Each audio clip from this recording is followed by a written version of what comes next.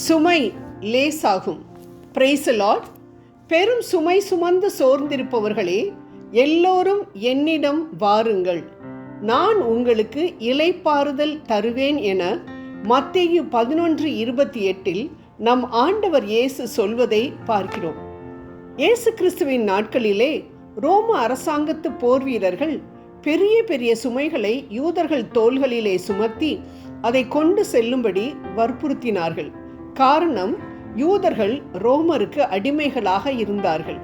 அந்த சுமைகளை சுமந்தவர்கள் மகிழ்ச்சியோடு அதை சுமக்கவில்லை, முறுமுறுத்து கொண்டே சுமந்தார்கள். ஆனால் இயேசு கிறிஸ்துவோ, ஒருவன் உன்னை ஒரு கல் தொலை வர கட்டாயப்படுத்தினால் அவனோடு 2 கல் தொலை செல்லும் என்று சொல்வதை நாம் மத்தேயு 5:41 பார்க்கிறோம். காரணம், அவர் துன்பத்தை பொறுமையோடு சகித்து சுமப்பவர்களுக்கு தோள் கொடுத்து சுமைகளை தாமே ஏற்றுக்கொள்ளுகிறவர். அவரே தம்முடைய தோள்களிலே சிலுவையை தூக்கி கொண்டு கரடு முரடான பாதைகளின் வழியாக கொல்கத்தா மேடு வரையிலும் நடந்து சென்றவர். அதனால் நமது வேதனைகள் அவருக்கு நன்றாகவே தெரியும். அன்பானவர்களே, அவர் நமது சுமையை அறிவார், நமது உள்ளத்தின் பாரத்தை அறிவார், நாம் படும் கஷ்டங்களை நிச்சயமாகவே புரிந்து கொள்ளுவார். மட்டுமல்ல, நம் பாரச் சுமையை தாமே ஏற்றுக்கொள்ளுவார். ஒரு கிறிஸ்தவ அதிகாரி அரசாங்கத்தில் வேலை செய்து கொண்டிருந்த பொழுது அவருடைய திராணிக்கு மிஞ்சிய கடுமையான வேலைகளை அவர் மேல் சுமத்தினார்கள். அவர் மாட்டை போல் உழைத்து ஓட்டை போல் தேய்ந்து போனார். வேலை பளு காரணமாக இரவு நேரத்தில் அதிக களைப்போடுதான் வீடு திரும்புவார். ஏற்ற வருமானமும் அவருக்கு கிடைக்கவில்லை. குடும்ப பாரமோ மிகுதி. வேலையை விட்டுவிட்டால் வேறு வேலையும் கிடைக்காத சூழ்நிலை.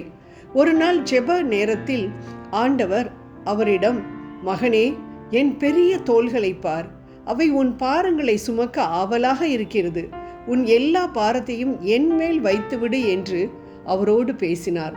அப்படியே அவர் தனது உள்ளத்தின் பாரங்களை எல்லாம் ஆண்டவரிடம் ஒப்பு கொடுத்து ஜெபித்தார். அன்றோடு அவருடைய உடல் களைப்பு, உள்ளத்தின் சோர்வுகள் எல்லாம் நீங்கி போய்விட்டது. ஒரு புது மனிதனைப் போல உற்சாகம் உள்ளவரானார்.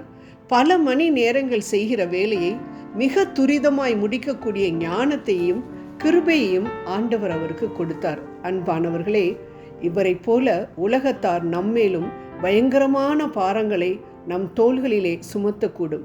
ஆனாலும் நாம் ஆண்டவரை நோக்கி பார்க்கும் பொழுது அந்த வேலைகளையெல்லாம் நிறைவேற்ற உன்னத பலனை ஆண்டவர் நமக்கு தந்தருளுவார். மனித பலனுக்கு அப்பாற்பட்ட விண்ணக பலன், தூய ஆவியானவருடைய பலன் நம்மை ஆட்கொள்ளும் பொழுது நாம் அரிய பெரிய காரியங்களை செய்து முடிப்போம், எழும்பி பிரகாசிப்போம். ஆகவே ஆவலோடு நமக்காக காத்து கொண்டிருக்கிற நம் தேவன் மேல் நம் பாரத்தை வைப்போம், மன அமைதி பெறுவோம். ஆமேன்.